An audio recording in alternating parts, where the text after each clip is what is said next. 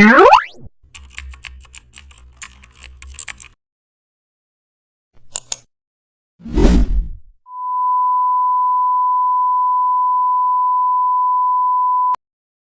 back to the channel, and don't forget to like, share and subscribe for more updates. Today we are diving into an exciting tutorial how to create a speed trail behind an object.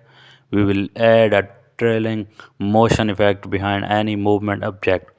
Cut your main subject and duplicate it to select the bottom layer and apply motion blur, and also adjust the distance based on movement directions. Now lower the opacity slightly to blend the trail.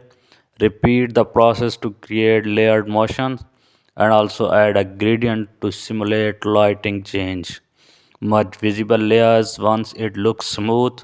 Now go to the filter, select sharpen and unsharp mask for clarity. Add subtle glow for cinematic energy.